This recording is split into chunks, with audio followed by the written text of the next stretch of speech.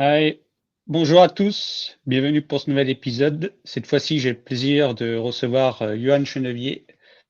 Donc, Johan, il est courtier dans les chevaux de course spécialisés dans le trot, donc avec les trotteurs.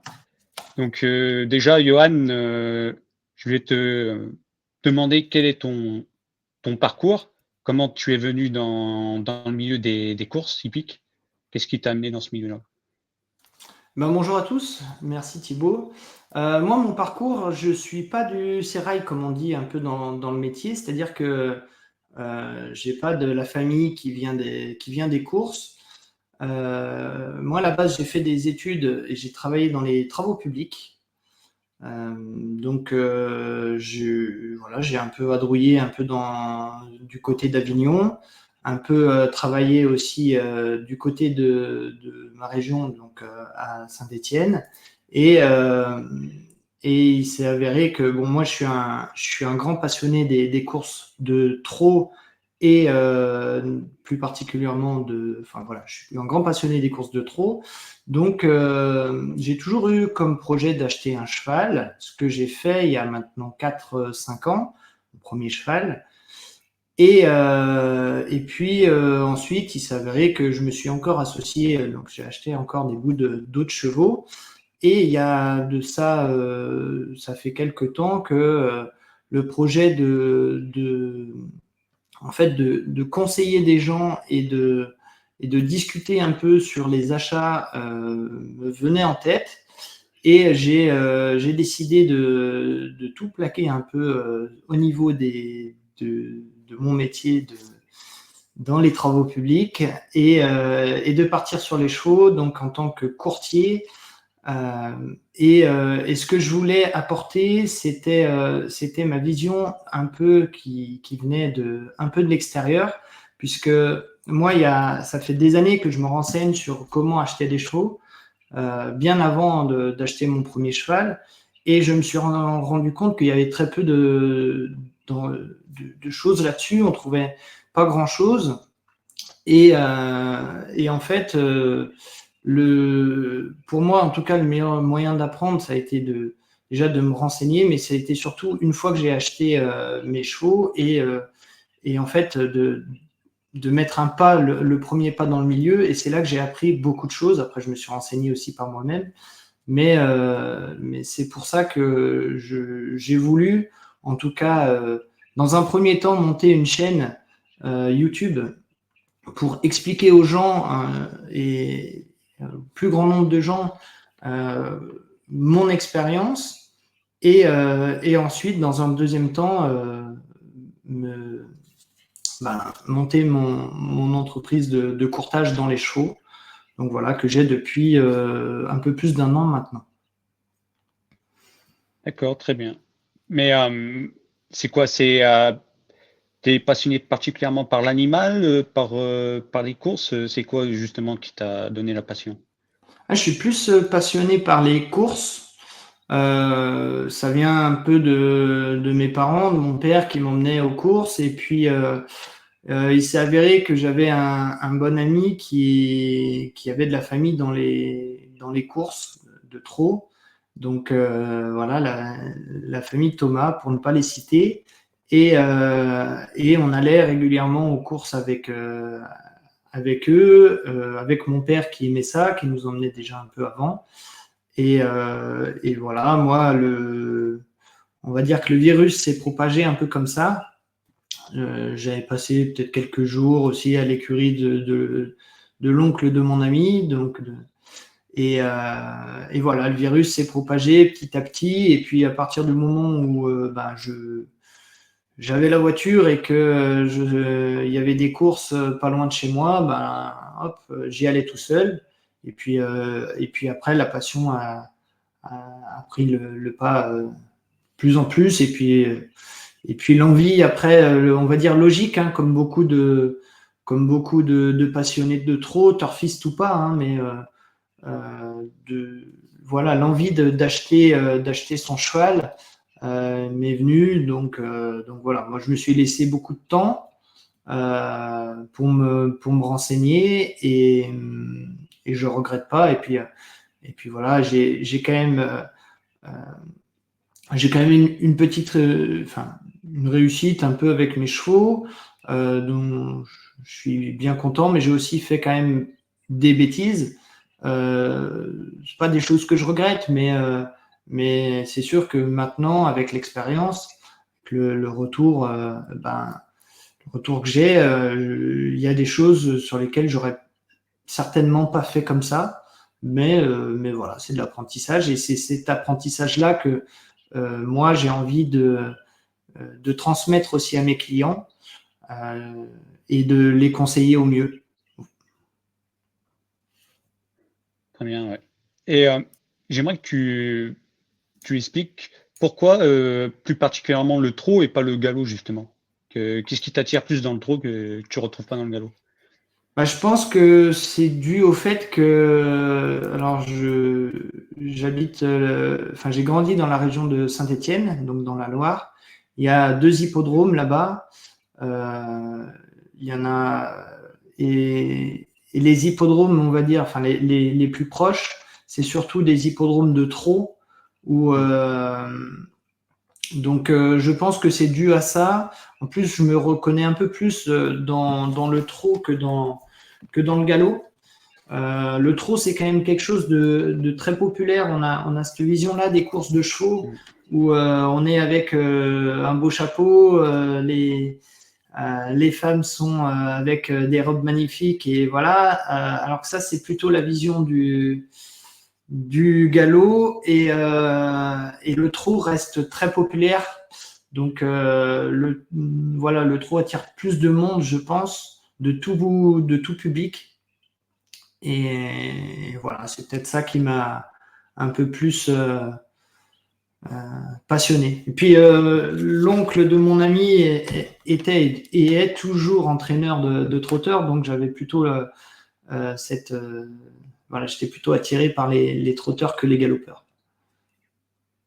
Ouais, ben je vais rejoindre ton analyse sur le fait de la popularité du trot. C'est vrai que c'est plus populaire. Tu vois, il y a plus une ambiance familiale dedans qu'on pourrait retrouver par exemple dans le galop et notamment dans le plat, qui est plus élitiste.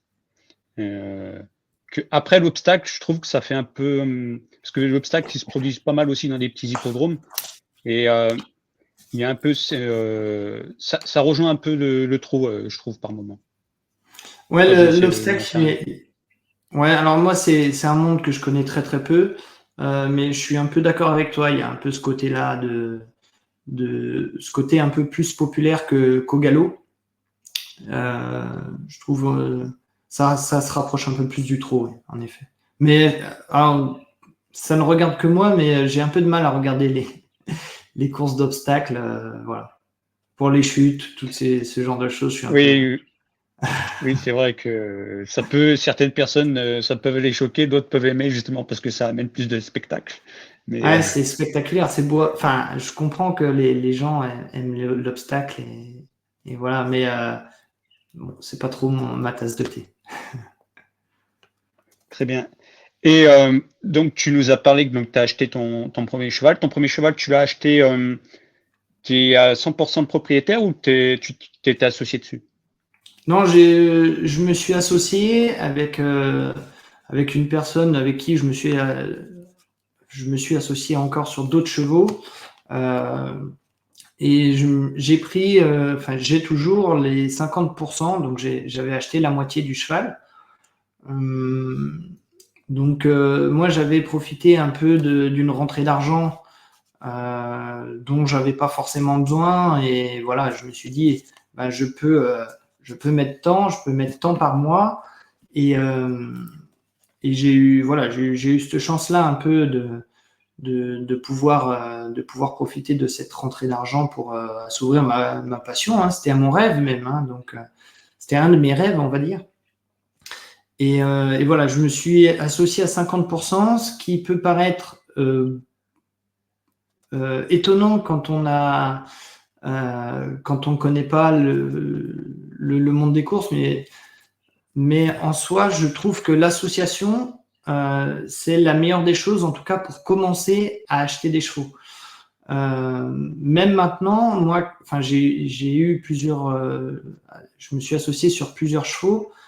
J'ai jamais eu un cheval en entier et je pense que de mon point de vue, ça me viendrait pas à l'esprit de le faire maintenant.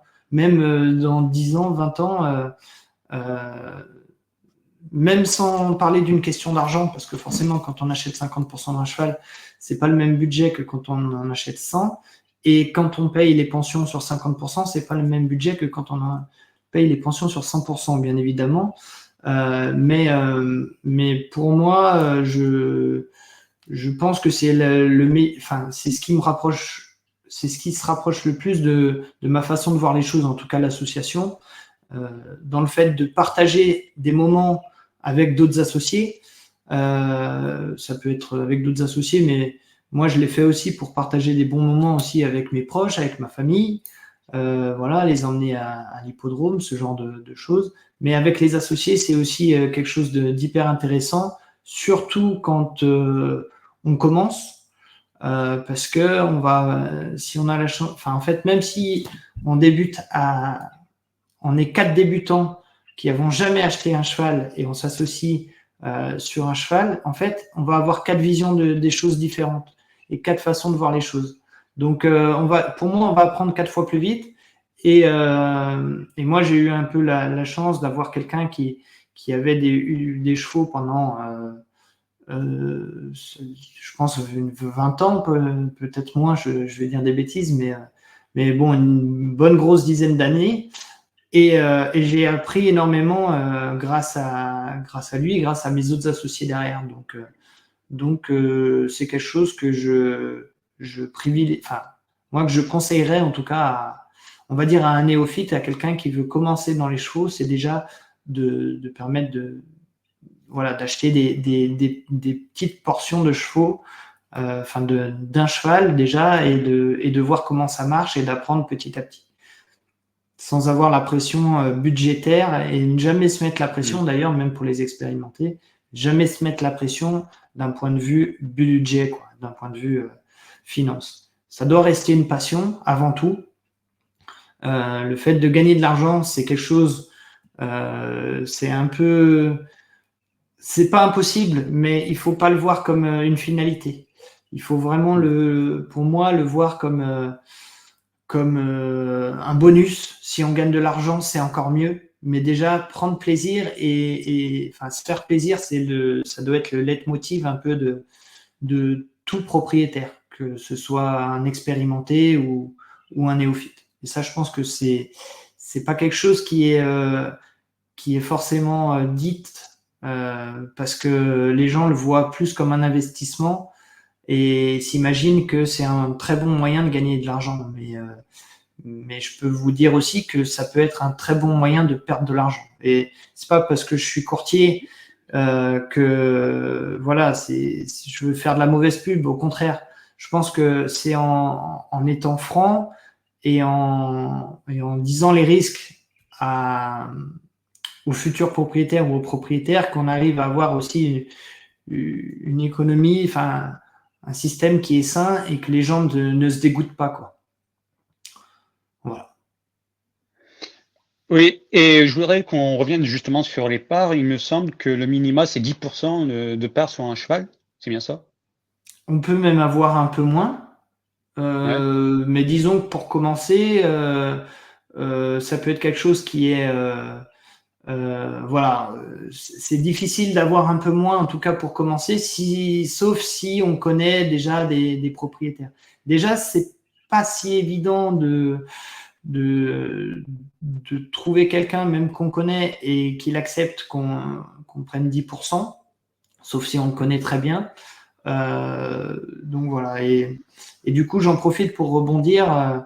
Il y a de plus en plus de gens qui proposent des parts de 10% que je trouve très bien dans le trot. C'est quelque chose qui est assez nouveau. Il faut savoir que je pense qu'il y a une dizaine d'années, la majorité des propriétaires avaient leurs chevaux, enfin la majorité peut-être pas, mais une bonne partie avaient des chevaux seuls. Et maintenant, ça commence un peu à se démocratiser, enfin un peu plus l'association et il y a des systèmes qui permettent d'acheter des parts de chevaux. Donc ça, c'est intéressant. Et d'ailleurs, j'en profite pour faire un peu ma pub, du coup. Oui, vas-y. Mais c'est quelque chose sur lequel je vais travailler et on va travailler avec un autre courtier avec qui on se ressemble d'un point de vue éthique et politique vis-à-vis de nos clients. Et voilà, je vais m'associer avec lui sur un système qui permet d'acheter des parts de chevaux à partir de 10% qui s'appelle Parts. Voilà, c'est quelque chose qui existe déjà. Donc, c'est que vous pouvez même taper sur les réseaux, sur Facebook, PARTZ, et vous allez trouver très facilement. C'est quelque chose qui permet d'acheter des parts de chevaux. Donc voilà, c'est quelque chose sur lequel je suis très content de travailler sur ce projet qui est assez récent pour Jonathan Lagenèbre, avec qui je vais m'associer. Et donc voilà, je suis assez content de pouvoir proposer ce genre d'achat et de faciliter ce genre d'achat, c'est surtout ça. Après, il y en a d'autres qui font bien le boulot et qui permettent aussi ce genre de propositions. Donc voilà, je ne vais pas dire qu'on est les meilleurs et qu'on propose les meilleurs chevaux. On a tout courtier, toute personne qui fait mon métier a des forces et des faiblesses. Et c'est voilà, après à chaque client d'aller vers le courtier, vers l'intermédiaire, on va dire, qui lui convient le mieux et qui lui ressemble le plus. Voilà.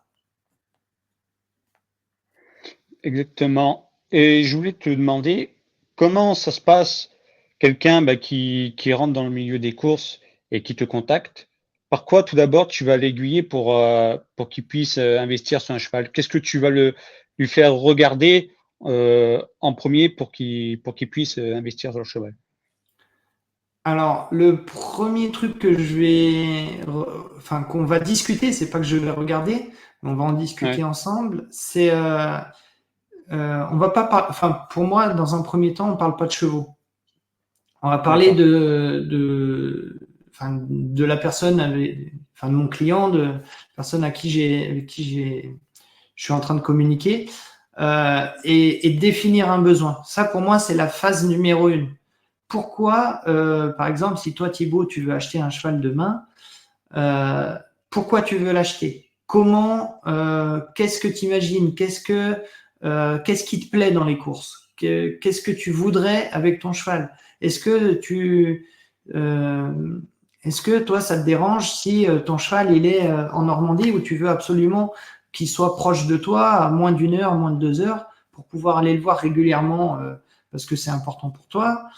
Est-ce que tu es prêt je ne sais pas,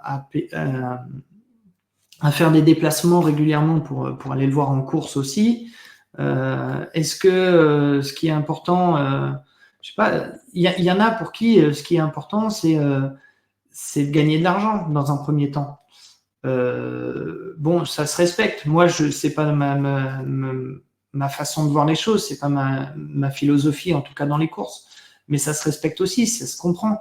Le but c'est de se faire plaisir et aussi de ne pas perdre trop d'argent. Donc, en tout cas, essayer de ne pas trop en perdre et d'en gagner si possible. Mais je veux dire, il y a tout plein de choses qui peuvent rentrer en compte.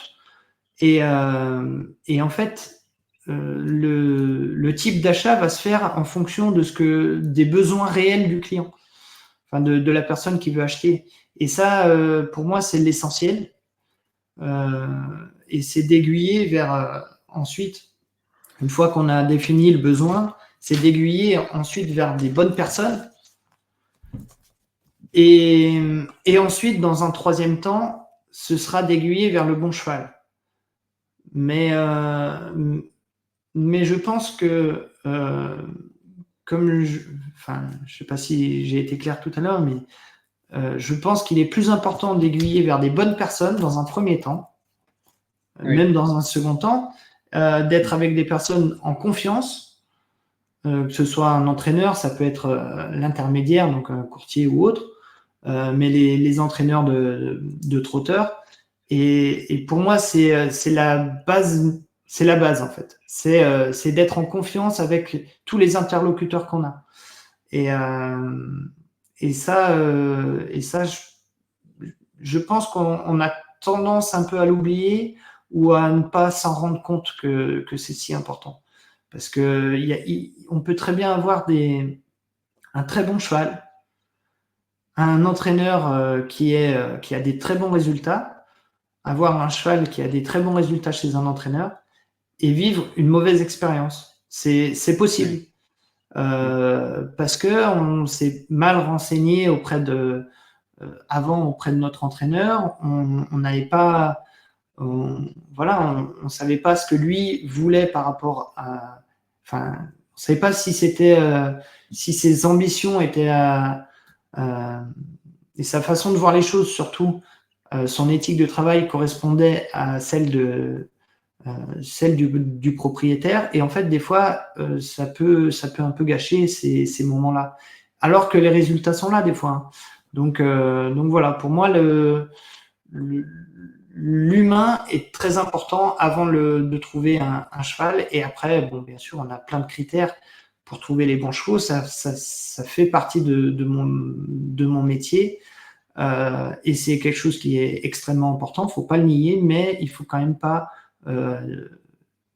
nier aussi cette partie humaine qui pour moi est primordiale. Très bien. Mais dans l'achat du cheval, le pédigré, c'est quelque chose qui compte énormément pour toi, personnellement, ou pas du tout? C'est, comme tu dis, seulement tout se faire plaisir et pas forcément avoir tout de suite un retour financier derrière. Ça va dépendre de ce que vous voulez. Le pédigré, on ne va pas se le cacher, c'est quand même quelque chose on va dire, qui statistiquement, qui est important. Il ne faut pas le nier. Il y a un crack étalon qui est décédé il y a un an. Donc un très très bon étalon, Ready Cash, qui a des stats phénoménales et qui faisait plusieurs futurs étalons par génération. 67%, je crois. J'ai vu les résultats il n'y a pas longtemps. Je crois qu'il y a 67% des chevaux qui gagnent qui sont des enfants de Ready Cash. Ah, ça me paraît énorme, ou alors, en tout cas qu'il y a une descendance Ready Cash, peut-être. Oui. Peut-être. Descendance Ready Cash. Ouais. Donc voilà. Donc on va pas se dire que c'est pas important. Par contre, ça a un coût et en fait, suivant votre besoin, on va revenir là, mais suivant votre besoin, vous n'allez pas forcément avoir besoin d'avoir un fils de Ready Cash, une fille de Ready Cash, une petite fille de Ready Cash pour vous faire plaisir en course. Donc, et en plus de ça, il y a quelque chose qui est important, c'est aussi le budget. Vous doutez bien qu'une fille de Ready Cash ou un fils de Ready Cash, c'est quelque chose qui coûte très cher. Donc, en tout cas, sur le papier, statistiquement, c'est quelque chose qui coûte très cher. Donc, tout ça, ça va être en fonction de votre besoin. Si votre besoin, c'est sûr, c'est vous avez des moyens et vous voulez trouver des futurs étalons, et ben peut-être qu'on va plus partir sur des fils de Ready Cash ou des fils de Love You, enfin Royal Dream, voilà, tous ces très très bons étalons, puisque votre envie, c'est et vous avez les moyens, c'est de trouver des étalons, des futurs étalons. Alors, je reviens là-dessus, mais c'est quelque chose qui est très rare de trouver des futurs étalons, mais c'est pas impossible. Mais c'est quand même quelque chose de très dur. Il faut avoir aussi de la réussite, mais c'est pas impossible. Mais si votre but, et je pense que c'est la majorité des propriétaires, c'est déjà de se faire plaisir avec ses chevaux, de se dire que déjà gagner une course ou voir son cheval courir un hippodrome, être sur le podium, c'est déjà quelque chose qui vous intéresse, sans parler de gagner des belles courses à Paris. Il n'y a pas forcément besoin d'avoir des fils de très bons étalons. Je prends l'exemple alors, c'est un cheval que j'ai acheté avec Franck Marty. C'est un poulain, donc on a acheté, c'est un cheval qui n'a pas d'origine, hein, ou très peu, on va dire. Et on l'a acheté parce que visuellement, c'était un poulain qui nous plaisait. On ne s'est pas dit, alors on ne se coupe jamais le rêve, mais on ne s'est pas dit on a un futur étalon, hein. C'est important aussi de garder ce truc-là, de se dire on va pas se dire que c'est pas un étalon. Non, on attend de voir quand même. On espère toujours, et ça c'est important, le rêve, il faut toujours qu'un propriétaire rêve. Mais en tout cas, on a acheté le fils d'un étalon qui c'était la première année de monte et qui n'était pas à la mode, on va dire. La mère avait mal produit jusque-là, et pourtant on l'a acheté parce qu'il nous plaisait beaucoup. Et on l'a pas acheté 100 000 euros, bon, on l'a acheté un peu moins de 10 000 euros, ce qui peut paraître un peu cher, en tout cas pour le pédigré, mais au vu de l'état visuel, je trouve que c'était pas surpayé.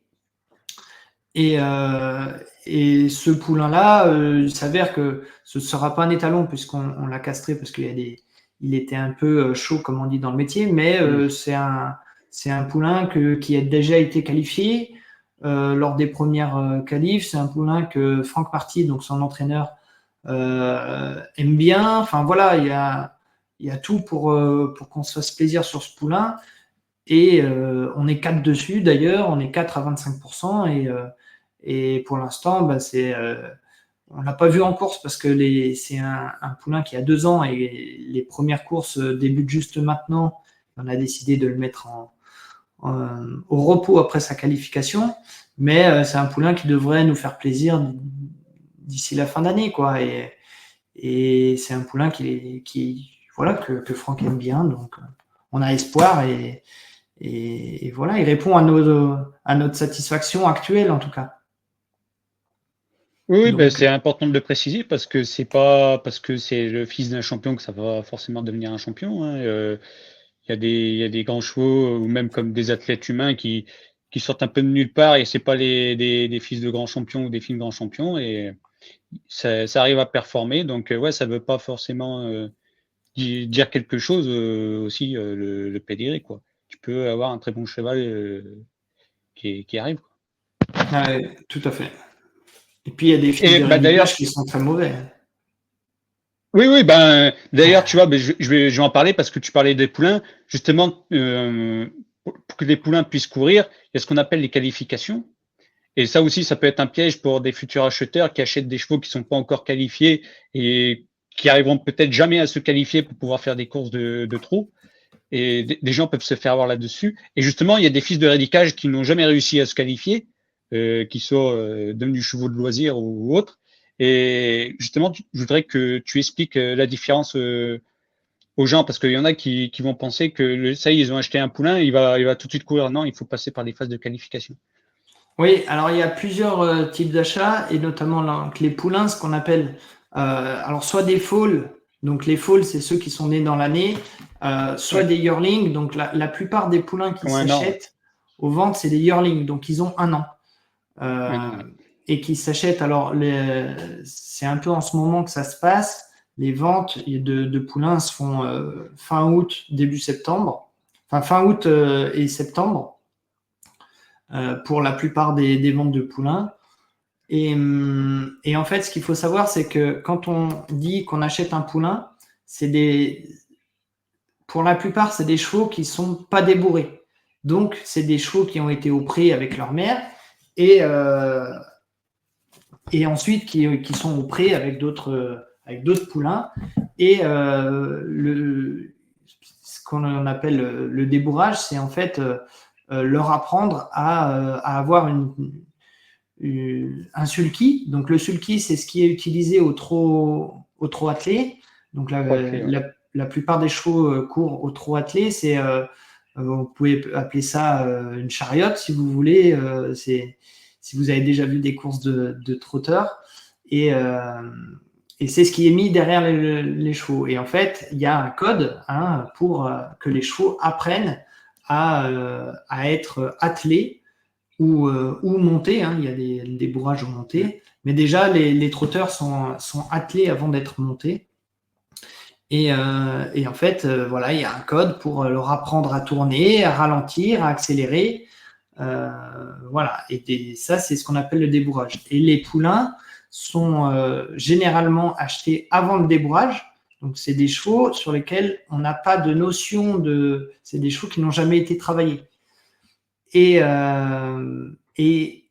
donc, quand on les achète, ce qu'il faut, c'est déjà… La première étape, c'est de les débourrer. Donc, ça dure environ 1 mois. Ça peut être 3 semaines. Voilà, en moyenne, on va dire 1 mois. Et ensuite, ils partent en entraînement ou en pré-entraînement. Et là, on va commencer à avoir un peu une notion de la qualité du cheval. Et ce qu'il faut savoir, c'est que les entraîneurs, en fait, entraînent les poulains pour une phase de qualification. Ce qui n'est pas les courses, c'est un peu comme pour les JO, c'est en ce moment, c'est l'actualité. Mais ils doivent faire un temps minimum sur certaines épreuves pour pouvoir participer aux JO. Et au trot, c'est exactement pareil. Pour pouvoir participer aux courses de trot, celles qu'on voit à la télé, les chevaux doivent effectuer, alors c'est sur un parcours de 2000 mètres, un temps minimum. Donc, les entraîneurs, en fait, entraînent déjà leurs chevaux pour pouvoir passer ces qualifications. Et les courses viennent après si le temps a été réalisé, si le cheval a réalisé les 2000 mètres dans les temps impartis. Donc, du coup, pour réagir, et j'ai complété ta question, oui, les ventes de poulains, c'est quelque chose qui peut être intéressant. Il y a beaucoup de propriétaires qui ne jurent que par ça, en tout cas qui veulent n'acheter que des poulains, et c'est pas une mauvaise chose, loin de là. Par contre, je trouve que c'est quand même quelque chose qui est plus risqué que d'acheter des chevaux qui ont déjà couru. Et il y a plus d'incertitudes. Il y a plus d'incertitudes dans le sens où on va… Alors, il y a un système de pension ou pas, mais j'en parlerai peut-être tout à l'heure, mais c'est un cheval qui peut possiblement nous coûter de l'argent sans qu'il court au minimum de l'achat jusqu'à la première course. Et possiblement, on va acheter le poulain, le faire payer des pensions pour qu'il se qualifie, et possiblement le poulain ne sera peut-être jamais qualifié. Donc, oui, c'est un risque. Comme tout achat de trotteur, de toute façon, c'est un risque. Et c'est peut-être pas forcément ce qui est recommandé, en tout cas dans un premier temps. C'est pas forcément, et ça va être dépendant aussi de votre besoin que vous voulez, mais c'est pas ce que je recommande dans un premier temps, en tout cas, pour la majorité des propriétaires. C'est peut-être plus facile en tout cas, d'acheter un cheval qui est prêt à courir, c'est-à-dire que vous achetez un cheval au mois de, je vais dire, on est le 1er août, et que dans 15 jours, un mois et demi, le cheval que vous venez d'acheter puisse courir. Au moins, ça donne un peu plus envie. En tout cas, c'est mon idée. Donc voilà. Autant débuter avec des chevaux prêts à courir, mais c'est pas une vérité en soi. Ça va dépendre de vous aussi. Ça va dépendre de votre besoin. Bien sûr. Et d'ailleurs, on a parlé donc là des poulains, des qualifications, tout ça. J'aimerais que tu expliques aussi les gens quand ils achètent un cheval qui a déjà couru, ils vont voir des chiffres, par exemple, ce qui est les gains. une certaine somme, ils vont voir. Je voudrais que tu expliques aux gens qu'est-ce que ça représente, parce qu'ils vont aussi se poser des questions, qui c'est ces gains, tout ça. C'est une bonne question. Disons que en fait, le niveau des courses, il est dicté par l'âge des chevaux, les gains et le sexe des chevaux. C'est-à-dire que ces trois critères-là font qu'il y a des courses, font que tel cheval puisse courir ou non une course. Après, il y a des courses qui sont réservées par exemple, à des drivers apprentis ou des drivers amateurs, mais ça, on va dire que c'est autre chose. Mais il faut savoir que quand un cheval court et qu'il gagne une course, par exemple, il y a une course où il y a, on va dire, c'est un truc qui arrive souvent, les courses PMU, c'est environ 20 000 € qui sont redistribués aux gagnants, qui sont redistribués dans la course. On va dire c'est une course moyenne, PMU. C'est un peu moins si on prend toutes les courses, mais celles qu'on peut voir à la télé, généralement, on va dire c'est même un minimum, environ, il y a 20 000 € qui sont redistribués à tous les chevaux. Et ce qu'on dit tous les chevaux, c'est en fait à l'entraîneur, au propriétaire. Mais je pourrais l'expliquer ça. Oui, on expliquera plus tard. Sur 20 000 €, si tu veux, il va y avoir 45% qui va être redistribué aux gagnants. Et ensuite, ça va être redistribué comme ça. Alors, ça va être à peu près divisé par 2 les gains jusqu'au 7e. Donc, il y a les 7 premiers qui gagnent de l'argent. Forcément, le gagnant va toucher donc près de la moitié de ces 20 000 € et jusqu'au 7e. Et en fait, c'est ces gains-là en fait qui vont faire que, par exemple, 45%, on va arrondir parce que je suis pas très bon en calcul mental, mais on va dire, allez, je crois que ça fait 9 000 €, 45% de 20 000 €. Si le cheval gagne une course à 20 000 €, il va avoir un surplus, en fait, il va avoir en fait 9 000 € de gains en plus que lors de la course. Donc, si le cheval il gagne sa première course, une course à 20 000 €, il va avoir 9 000 € de gains. Et en fait, le niveau des courses est jumelé, comme je l'ai dit tout à l'heure, par rapport à ces gains. Et par exemple, il va y avoir des courses qui sont réservées pour des chevaux de 3 ans, des mâles ou hongres, pour des chevaux qui ont, n'ayant pas gagné, on va dire, 10 000 €. Et il peut y avoir aussi des reculs, par exemple, pour des chevaux qui n'ont, dans la même course qui est réservée aux chevaux qui n'ont pas gagné, enfin qui ont gagné moins de 10 000 €, il peut y avoir des reculs pour les chevaux qui ont moins de, souvent c'est la moitié, 5 000 € par exemple. Et c'est pour ça que lors des courses, les chevaux ne partent pas toujours au même poteau, c'est-à-dire ils font pas exactement la même distance. Il y a des chevaux qui ont 25 mètres d'avance sur d'autres, voire 50 mètres des fois. Donc voilà les gains en fait qu'on parle, c'est pour après, c'est les gains des chevaux en fait font les courses et ces gains-là, donc j'enchaîne du coup sur les gains. Ces gains-là, il faut savoir que je vais arrondir à 10 000 €. Si votre cheval gagne une course et que vous, une course, on va dire à 22 000, votre cheval gagne 10 000 €.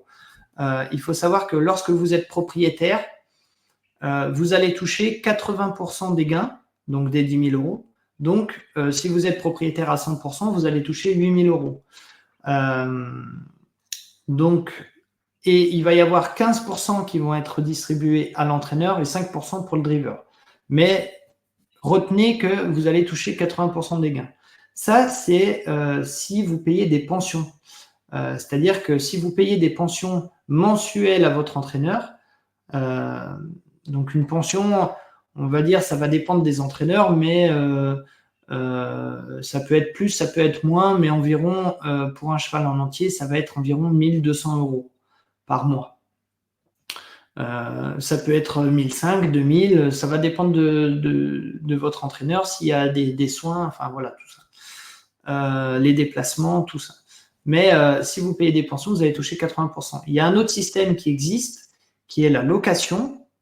Et là, vous allez payer votre cheval, vous êtes propriétaire de votre cheval, mais vous n'allez pas payer de pension à l'entraîneur. Dans ce cas-là, vous n'allez pas toucher 80% des gains, mais vous allez avoir un contrat de location qui est à définir avec votre entraîneur, qui fait que généralement, je dis bien généralement, sur des chevaux prêts à courir, la location se fait à 30% pour le propriétaire. Donc, en gros, au lieu de toucher 80% des gains, vous allez toucher 20% des gains. Ça, c'est pour quand c'est la moyenne, on va dire, pour des chevaux qui sont prêts à courir. Lorsque vous achetez des yearlings et que vous le mettez en location directement chez un entraîneur, la pension, enfin le contrat de location, souvent, ça va se faire à 80-20 ou 75-25, mais voilà, 80-20, puisque l'entraîneur va prendre en charge toute la partie après le débourrage ou au moment du débourrage. Et voilà, il y aura plus d'incertitude pour l'entraîneur. Donc, du coup, il va prendre une plus grande marge, ce qui paraît normal. Enfin, en tout cas, pour moi, ça l'est complètement. Après, aussi dans le trot, généralement, l'entraîneur est aussi driver. Il a aussi cette casquette-là. Et il peut être même aussi propriétaire et éleveur, tu vois. Il peut avoir tout de A à Z, il peut avoir toutes ces casquettes-là. Et tu l'as pas dit, mais il me semble que les éleveurs touchent une prime aussi quand un de leurs chevaux gagne une course. Tout à fait. Les éleveurs ont une prime environ de 10% des gains. Donc c'est pas négligeable du tout pour les éleveurs. Donc c'est voilà, c'est quelque chose qui est aussi intéressant, surtout lorsque vous avez des chevaux que vous élevez des chevaux qui vont aux courses et qui rapportent de l'argent. Donc voilà, c'est quelque chose d'intéressant. Après,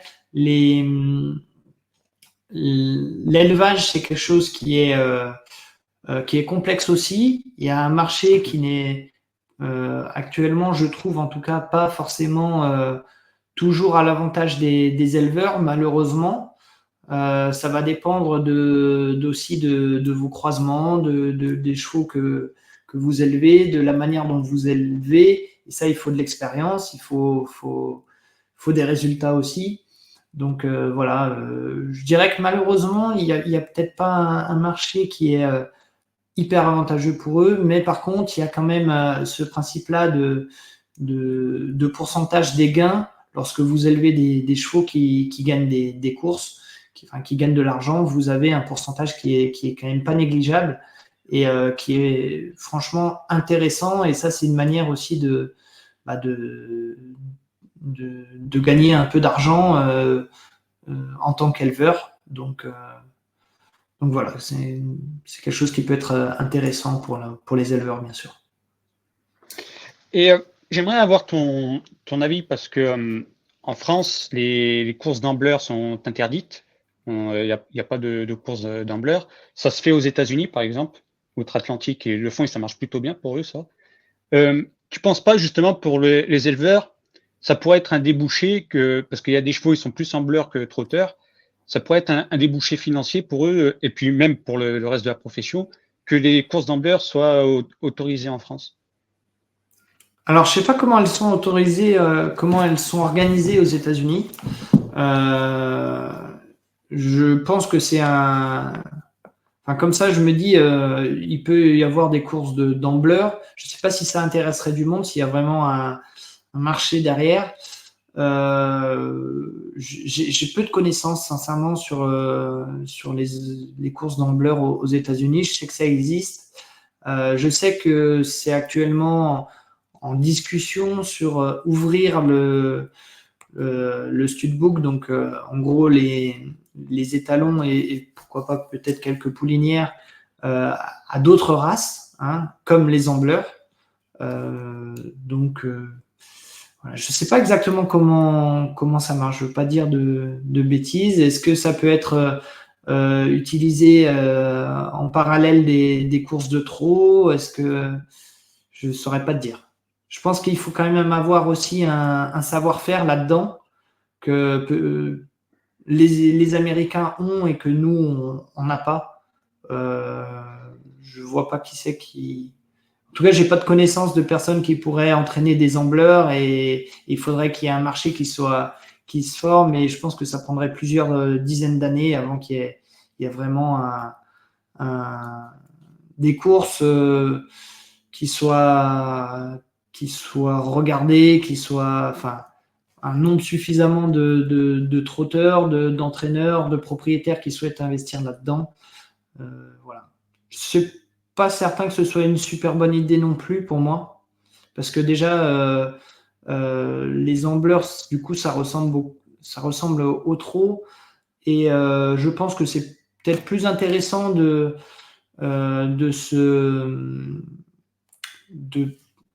comment dire, de se concentrer un peu plus sur le trot plutôt que de penser encore à autre chose, parce que le trot, c'est pas la société du trot, c'est pas quelque chose qui est, on va dire, économiquement, c'est quelque chose j'espère, de solide, mais c'est pas quelque chose c'est assez vulnérable à plein de choses. Hein. C'est vulnérable, par exemple, quand il y a eu le Covid, il n'y a pas eu de course. C'est vulnérable aux intempéries, à la météo, la sécheresse, tout ça, plein de choses. Et c'est quelque chose qui peut être aussi un danger là-dessus. Donc, je pense que déjà, il faudrait renforcer enfin, mettre toutes nos forces pour que le trot perdure, plutôt que de se lancer dans quelque chose de nouveau. Mais c'est mon avis. Hein, Ouais, parce que j'en parle parce qu'on a parlé justement des chevaux qui n'arrivaient pas à se qualifier. Donc, ces chevaux-là, après, il faut leur trouver une place. Et aussi pour les chevaux qui auront une fin de carrière, parce qu'après leur carrière de trotteur, ben, il y en a, ils vont aller trouver une autre famille où ils auront une carrière de reproducteur. Et ça, c'est une question aussi importante à se poser aussi quand on achète un cheval. S'il n'arrive pas à se qualifier et à la fin de sa carrière, qu'est-ce qu'il deviendra? Parce que je sais que pour certains chevaux, ben, la fin est pas si jolie que ça. Parce qu'il y a aussi des associations qui les récupèrent, mais les associations sont déjà bien remplies, elles sont surchargées, parce qu'il y a déjà aussi d'autres problèmes avec d'autres chevaux venus d'ailleurs, de loisirs, qui sont maltraités ou autres, ou diverses, qui sont abandonnés. Et je sais qu'ils ont des difficultés justement à pouvoir s'occuper de tous ces chevaux. Donc ça aussi, c'est une question qu'il faut se poser. Toi, d'ailleurs, qu'est-ce qui devient de tes chevaux après leur carrière tu leur trouves une nouvelle famille? Comment ça se passe? Ouais, alors pour l'instant, mais de mon expérience, en tout cas personnelle de propriétaire, tous mes chevaux ont été revendus pour courir à l'heure actuelle. Donc, j'ai pas eu ce problème-là, on va dire, d'un point de vue personnel de réformer des chevaux. Par contre, d'un point de vue professionnel, moi, déjà, je me suis renseigné et puis j'ai des gens qui m'ont contacté pour acheter des chevaux ou pour les vendre en réformé. Je pense que c'est quelque chose qui est vraiment d'actualité dans le monde des courses, que ce soit les trotteurs ou les galopeurs, enfin l'obstacle, peu importe, sur le devenir des courses, et c'est quelque chose de vraiment important. Comme tu l'as dit, il y a des associations qui récupèrent les chevaux réformés. Ça peut être leur apprendre à sauter, les débourrer aussi à la selle, c'est-à-dire se mettre dessus, parce que comme j'ai dit tout à l'heure, les trotteurs sont débourrés, en tout cas pour la majorité, à l'attelage, mais pas forcément à la selle. Donc c'est des associations, des entreprises qui font ce travail-là de récupérer les chevaux et après de les revendre une fois que ils savent sauter, ils leur apprennent à sauter des fois. Enfin, voilà. Ça, c'est important. Il y a aussi il y a des courses, pas qu'en France, il faut le savoir. Il y a des chevaux qui n'ont pas le niveau pour courir en France, mais qui peuvent avoir le niveau pour courir à l'étranger. Ça peut être en Suisse, en Belgique, en Espagne, à Malte. Donc, voilà, il y en a d'autres, hein, d'autres pays comme ça qui récupèrent des trotteurs français parce que il faut savoir quand même que au niveau du trot, alors on est des trotteurs français, mais c'est un peu l'élite européen, hein, le trot en France, on est l'élite européenne. Voilà, ça n'empêche pas qu'il y a des champions qui soient étrangers, hein, mais selon moi, en tout cas, les plus belles courses sont en France, même s'il y a voilà, il y a d'autres très très belles courses. Je pense les Italiens ont des chevaux qui parfois viennent en France et qui sont très performants. Ils ont aussi des circuits et des très belles courses. Les Norvégiens aussi, les Suédois, enfin les Suédois surtout. Mais selon moi, l'élite, elle est plutôt en France. Donc, il peut y avoir on est un peu la Ligue 1 et puis certains chevaux peuvent convenir pour aller jouer des fois un peu en Ligue 2, si je peux me permettre cette image. Comparaison, cette comparaison. Ouais. Voilà. Mais bien sûr, c'est pas contre les Maltais, enfin voilà, c'est pas contre eux, mais il y a un peu de ça pour moi et certains chevaux peuvent aller courir dans certains autres pays. Oui, parce que tu parles qu'en France, on est les meilleurs. C'est le cas parce que déjà, le trotteur français, il y a beaucoup de monde qui se battent pour avoir des produits de ces chevaux-là, que ce soit un peu partout. Et d'ailleurs, on a aussi le temple du trot, l'hippodrome de Vincennes. C'est là où se passent les grandes courses, donc le prix d'Amérique, le prix de Cornulier pour le trot monté. Donc déjà, rien que ça montre que la France, là-dessus, on est les numéros 1. Et puis même, ne serait-ce qu'en élevage en général, pour les chevaux, on est loin d'être mauvais, on est plutôt très bon. J'aimerais revenir aussi sur les chevaux en après de carrière. Je sais que la chasse à courre, par exemple, les équipages de vénerie récupèrent aussi pas mal de trotteurs. Pour ceux aussi qui se poseraient la question, qui se deviennent, ça peut faire de très bons chevaux de chasse. Oui, tout à fait. Mais j'en connais, j'ai un couple d'amis qui ont une trotteuse réformée, qui a fait des courses et qui va à la chasse à courre. Il faut savoir que les chevaux, les trotteurs, généralement, c'est des chevaux qui sont braves, qui ont l'habitude de l'homme, qui sont manipulés tous les jours ou presque quand ils sont en carrière de course, qui sont proches de l'homme, qui sont entraînés aussi pour les courses, donc leur cœur est entraîné. Voilà, c'est des chevaux qui sont assez solides en tout cas pour plus que certaines autres races. Donc qui sont assez prisés aussi pour le loisir, pour la chasse à courre, c'est des chevaux qui sont assez attachants, donc voilà. Et je veux revenir sur ce que j'ai pas dit tout à l'heure pour éviter qu'on me dise que je ne parle pas du sujet. Et ça existe malheureusement, mais bien sûr, il y a certains chevaux, et je pense que c'est ce que tu évoquais dans ta question de tout à l'heure, qui partent, on va dire malheureusement, en boucherie. Je pense, vis-à-vis de tous les échos que j'ai sur les dernières années, que c'est de moins en moins le cas. En tout cas, j'espère, mais je suis persuadé que c'est de moins en moins le cas parce que il y a maintenant une prise de conscience qui a été faite sur le devenir du cheval après sa carrière. C'est pas juste un cheval de course. Et même financièrement, souvent, les gens ont un intérêt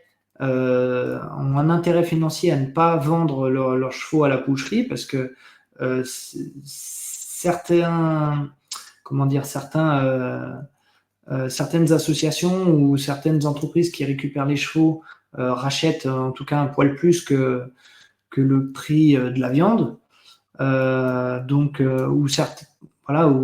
les chevaux sont revendus un peu plus cher que le prix de la viande, ce qui me paraît normal et sain en tout cas pour éviter que les chevaux partent majoritairement en viande, en steak de cheval, quoi.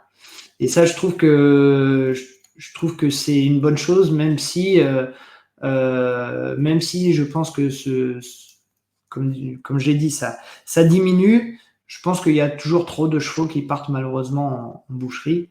Après, certains chevaux peut-être n'ont pas le choix suite à des fois certaines blessures malheureuses. Au trot, c'est très rare, mais ça peut arriver, des pattes cassées, des choses comme ça. Ou alors des comportements trop violents. Il y a certains chevaux qui sont peut-être un peu plus méchants que d'autres et certains propriétaires décident de ne pas prendre le risque de le donner à une association si le cheval a du vice. Bon, ça se respecte aussi, ça arrive. Voilà, mais voilà, je voulais revenir sur sur ce que j'ai pas dit tout à l'heure, sur la boucherie. Ça existe malheureusement. Ouais, non, mais voilà, quoi, c'est important d'aborder cette question-là parce que c'est vrai, on pense à l'instant T quand on achète un cheval, tu vois, qui court et haute, mais on oublie que au bout d'un moment, bah, il va avoir une fin de carrière comme tout athlète. Et il faut penser après à l'après, qu'est-ce qui va devenir. Si après si le propriétaire après a des terrains qui peut le garder chez lui, en faire un cheval de famille, tu vois, comme ça peut exister, ben c'est tant mieux. Mais pour ceux qui n'ont pas cette capacité à pouvoir offrir ça à leur cheval après sa carrière, ben c'est bien qu'ils pensent à ça dès le départ, dès qu'ils l'achètent. Parce que comme tu l'as dit, il peut durant sa carrière avoir une blessure ou quelque chose ben, qui le fait stopper ou il va jamais pouvoir repartir. Et donc voilà, c'est une question à se poser qui est quand même importante. Je suis tout à fait d'accord. Et je pense qu'on ne pense pas assez à l'après-carrière et même d'un point de vue budgétaire. Parce que si quand on est propriétaire, on est propriétaire du cheval, on en est aussi responsable d'un point de vue budget. C'est pour ça que ces derniers temps, on a voulu rendre un peu accessible le trot au propriétaire, enfin le fait d'être propriétaire. C'est vrai et c'est pas vrai parce que il faut quand même assumer le fait qu'on soit propriétaire d'un cheval et quand il y a des soins à faire, ça peut coûter cher et c'est aussi à prendre en compte, quoi. C'est comme quand vous êtes propriétaire d'un chien, le jour où il faut faire une opération, bah, c'est un peu mieux si budgétairement parlant, vous avez les moyens de faire l'opération. Parce que voilà, vous allez peut-être faire vivre, en tout cas, faire vivre des meilleurs moments plus longtemps à votre cheval, à votre chien. Et les chevaux, c'est un peu pareil. On oublie un peu ça et il ne faut pas oublier que c'est des bêtes. C'est pas juste des chevaux qui courent. Donc voilà, il faut y penser aussi. Tout à fait. Et d'ailleurs, on n'en a pas parlé, mais également quand on devient propriétaire, il y a ce qu'on appelle après la casaque, les couleurs que le driver portera quand il sera en course avec le cheval. Et justement, j'aimerais que tu expliques toute cette démarche parce que je crois savoir, il y a pas mal de paperasse à faire au niveau administratif pour que le cheval soit enregistré sous le nom du proprio auprès de la société du trou, justement. Oui, alors il y a, disons que si vous n'avez jamais été propriétaire ou que vous voulez faire vos couleurs, il y a une sorte d'enquête qui est faite par la police des jeux pour, je pense que c'est une question de blanchiment d'argent pour pas, voilà, je pense que c'est un peu le fait que les courses ont pas une très bonne réputation, donc il y a une enquête. En soi, ça permet aussi de ne pas faire venir n'importe qui, c'est pas forcément une mauvaise chose, mais il y a aussi, on doit justifier d'un salaire minimum qui est d'environ 15 000 euros. Faut que je vérifie, mais je crois que c'est 14 000, c'est à peu près ça, par an. pour acheter un cheval de course, en tout cas en association, quand on paye des pensions. Et il y a aussi un montant lorsqu'on veut avoir ses couleurs. Donc voilà, administrativement, on va dire, c'est quelque chose, moi, c'est pas mon fort. Donc je peux comprendre ceux qui ont un peu peur de l'administratif. Après, c'est des choses qui sont assez rapidement, et puis c'est des choses qui sont aussi qu'une seule fois, enfin en tout cas lorsque vous agrémentez pour la première fois en tant que propriétaire, que vous ayez vos couleurs ou non. Mais voilà, c'est des choses qu'on oublie vite une fois qu'on a été propriétaire. Après, bien sûr, lorsque vous passez par des intermédiaires, nous, enfin en tout cas, c'est aussi mon rôle et mon métier de vous accompagner là-dedans. Donc ça peut être aussi rassurant des fois de passer par quelqu'un qui va pouvoir nous accompagner. Moi, on m'a déjà demandé, mais je ne signe pas à la place des gens, je ne fais pas des choses à la place des gens. Par contre, je les guide et je leur explique les choses à faire. Et souvent, ça se passe bien. Et pour la plupart de mes clients, en tout cas avec qui j'ai travaillé, ça s'est fait assez rapidement. Pas tous, il y en a, mais non, mais généralement ça se fait assez rapidement. Et une chose aussi à savoir, c'est que pour avoir des parts pour avoir vos couleurs, vous devez aussi vous devez en fait justifier vous devez vous payer vos impôts en fait en France, voilà. Vous devez déclarer des revenus en France, voilà. C'est une des raisons. Ou alors, si vous êtes étranger, vous devez déjà avoir des chevaux sous vos couleurs. En tout cas, vous devez déjà être propriétaire de chevaux sous pas le trotteur français, enfin pas le trot, mais la fédération de votre pays. Voilà. Donc, il y a un peu une restriction un peu sur les étrangers ou les gens qui ne sont pas forcément en France et qui ne payent pas d'impôts, en tout cas de revenus, qui ne déclarent pas de revenus en France. Mais sinon, c'est ouvert un peu à tout le monde. C'est bizarre d'avoir dit ça après avoir dit toutes les restrictions, mais généralement, c'est pour 95% des gens, c'est accessible, on va dire. Fiscalement parlant. Très. Et sinon, toi, personnellement, tes propres chevaux sont aux couleurs de tes associés ou c'est tes couleurs? Non, j'ai pas mes couleurs, moi. C'est pas quelque chose qui m'intéresse plus que ça. Tous mes chevaux sont aux couleurs de mes associés. Ouais. Donc voilà, c'est pas quelque chose. Alors là, c'est personnel. Hein. Beaucoup de propriétaires, et je le comprends et je trouve ça même normal, veulent voir briller leur couleur. Hein. C'est quelque chose. C'est même parfois, des fois, un aboutissement. Et en tout cas, ça peut être aussi une étape importante, en tout cas pour moi en tant que courtier, c'est déjà de vous conseiller et puis que petit à petit vous ayez vos couleurs. Je trouve ça beau, je trouve ça sympa. Mais moi personnellement, non, j'ai pas mes couleurs. Voilà. Pour préciser un peu sur le sujet des couleurs, il faut savoir qu'il y a. Alors, je vais pas faire la pub en disant ça, mais c'est pas grave. On va dire l'inconvénient, c'est que vous payez votre Kazakh, bien sûr, hein, mais c'est-à-dire la Kazakh, c'est l'habit que porte le driver en course. Donc voilà, l'avantage, on va dire, c'est que votre cheval va courir sous vos couleurs, donc le driver ou le jockey aura votre couleur, donc va vous représenter directement.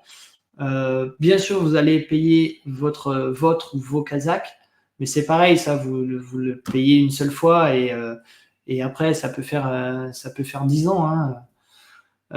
Donc, suivant la qualité et suivant comment c'est utilisé, mais ça peut faire peut-être pas 10 ans, mais quelques années, donc plusieurs dizaines, plusieurs centaines de courses même parfois.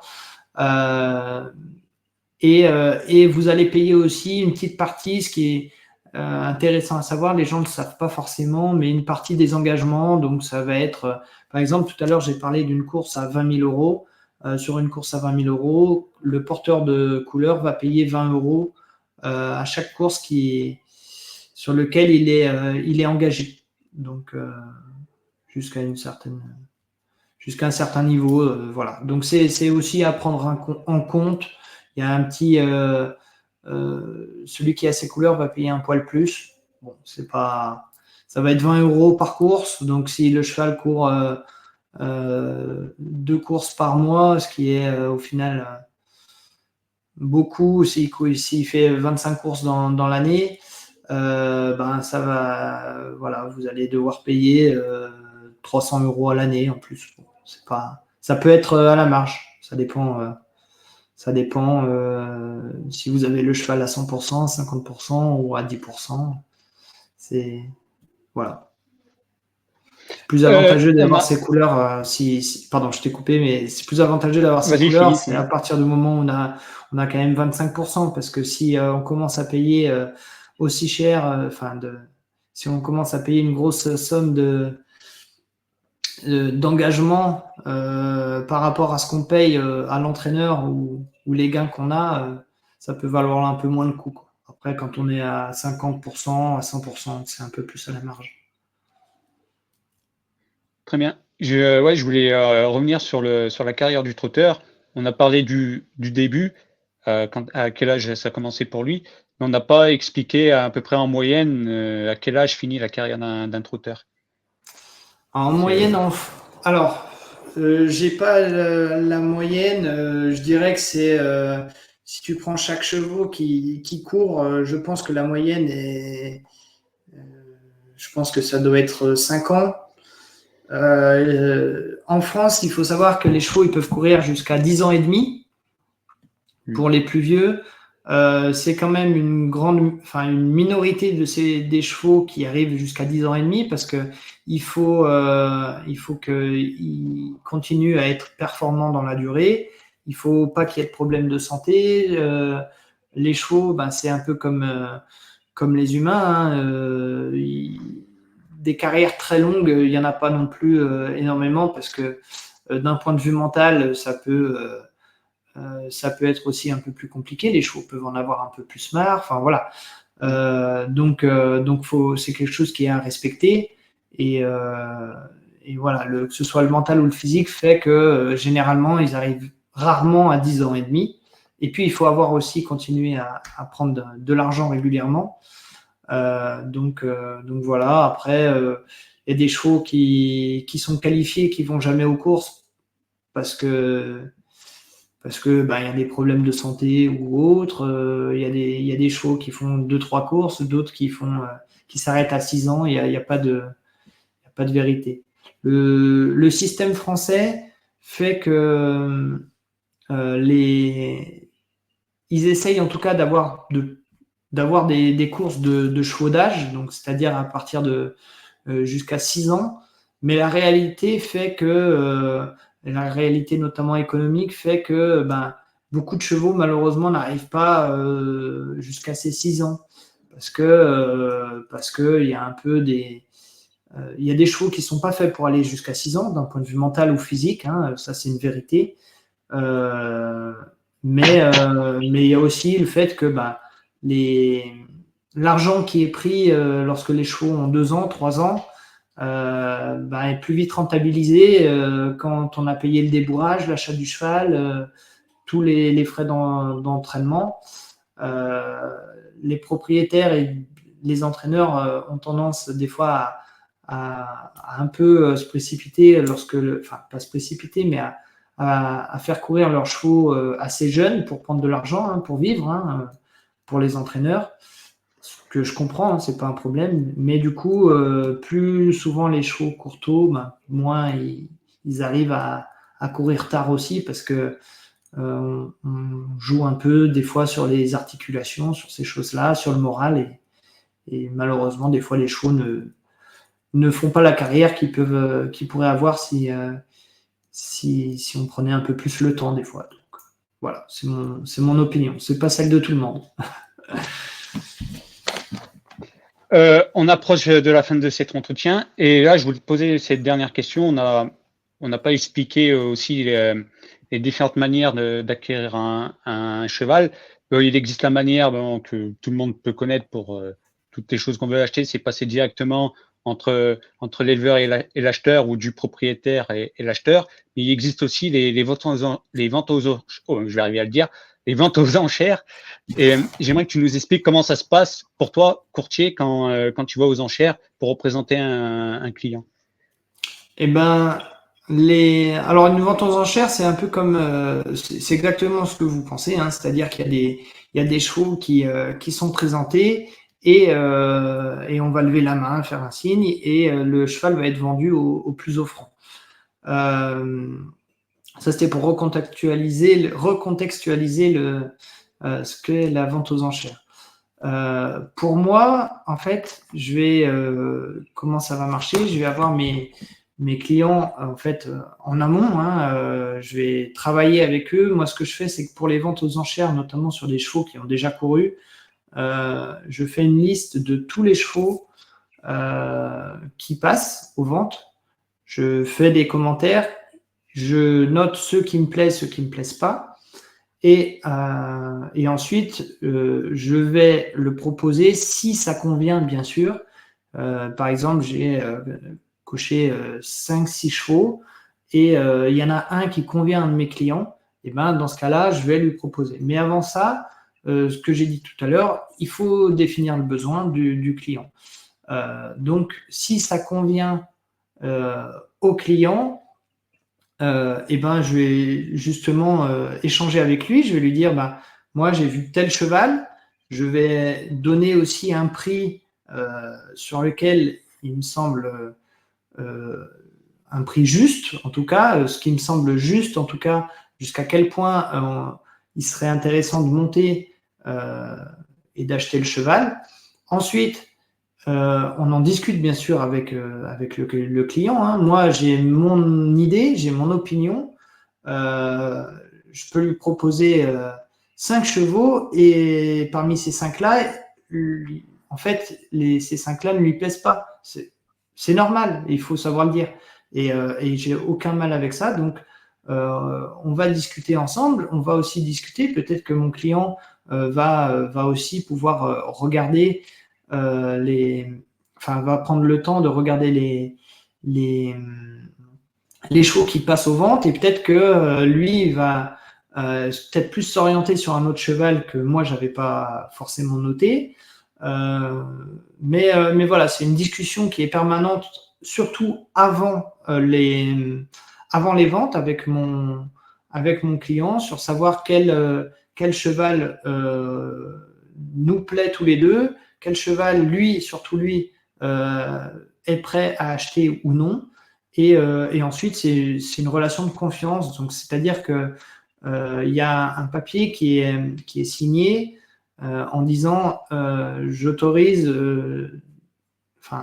Si demain on travaille ensemble lors des ventes, toi, Thibaut, tu vas signer un papier en disant j'autorise tel courtier, surtout si c'est les ventes Arcana, à monter jusqu'à tel montant.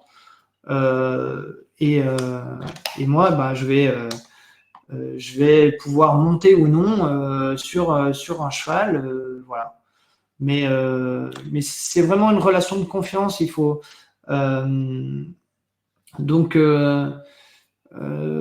c'est important que ce soit. Alors pour vous, enfin pour les clients, mais comme pour moi aussi, qu'on puisse travailler ensemble et en toute confiance. Donc il y a beaucoup d'échanges avant. Si on trouve pas de chevaux, c'est pas grave. Enfin, faut pas être trop pressé lorsqu'on achète un cheval. Et puis voilà, il faut principalement qu'on se sente bien l'un avec l'autre. C'est un peu bizarre pour finir, pour conclure. Non, mais c'est important. Non, mais après, si tu as un mot de la fin, quelque chose en particulier à dire, n'hésite pas. Hein. Eh ben, écoutez, si je vais en profiter un peu pour faire ma pub, mais Oui, si vous êtes intéressé de près ou de loin, que vous voulez des informations pour acheter des chevaux, n'hésitez pas à vous renseigner auprès de personnes tierces. Ça peut être, peu importe, si c'est moi, je serais très content. Si c'est pas moi, je vous en voudrais pas, au contraire. Mais je préfère que les gens se renseignent auprès de professionnels, de gens de confiance, que plutôt rentrer en se disant on va acheter un cheval, je vais acheter celui-là parce qu'on m'a dit de l'acheter, qu'ils ne savent pas comment ça va se passer après. Enfin voilà. Il n'y a pas plus tard que juste avant l'enregistrement, il y a quelqu'un qui m'a envoyé un message en disant je ne connais pas. Hein. On va me conseiller un cheval ce soir. Est-ce qu'on peut s'appeler avant que j'aille voir l'entraîneur pour discuter, voilà, pour échanger. Et c'est un peu pour ça que j'avais 10 minutes, un quart d'heure de retard. Et en soi, cette personne-là, moi, elle va rien me donner. Hein. Financièrement, je vais passer du temps. Mais je vais pas passer non plus une journée et demie, mais en tout cas, enfin, je leur remercie de m'avoir contacté parce que cette personne-là, moi, je lui ai dit ce que je pensais. On va se recontacter dans la semaine, demain, mais en tout cas, je pense qu'elle a pris une bonne décision en ayant un autre avis externe. Et en soi, il y a de grandes chances pour que ça se passe très bien. Hein. Moi, je serais très content si il achète un cheval et que ça passe pas par moi. Si ça lui convient et si voilà. Donc, mais d'avoir cet avis externe, surtout lorsque vous n'avez pas forcément de connaissances, on va dire techniques ou relationnelles, pour moi, c'est essentiel. Voilà. Ne pas partir dedans sans connaître du monde ou quoi, c'est souvent le meilleur moyen pour voilà, pour se faire arnaquer, c'est un grand mot, mais d'être déçu en tout cas, voilà, de se dégoûter aussi. Donc voilà, il y a quelques petits conseils qui sont que je donne volontiers, ça peut être sur ma chaîne ou vous m'appelez, je vous les donne, c'est voilà, c'est gratuit, c'est pas une question d'argent, mais vous verrez que ça peut vous éviter de faire quelques bêtises. Et les bêtises dans ce milieu-là, c'est aussi de l'argent, et c'est pire que de perdre de l'argent, c'est des fois d'être dégoûté. Donc voilà. Le mot de la fin, si je dirais, pour résumer mon métier, c'est que mon but, c'est que vous preniez vraiment plaisir au maximum en achetant un cheval. Voilà. C'est un peu mon leitmotiv. Voilà. Moi, je vais vous dire d'aller voir sa chaîne YouTube, comme il l'a dit. Elle porte son nom d'ailleurs, Johan Chenevier. Donc, où il fait des vidéos où il explique différentes choses dans le milieu du trot.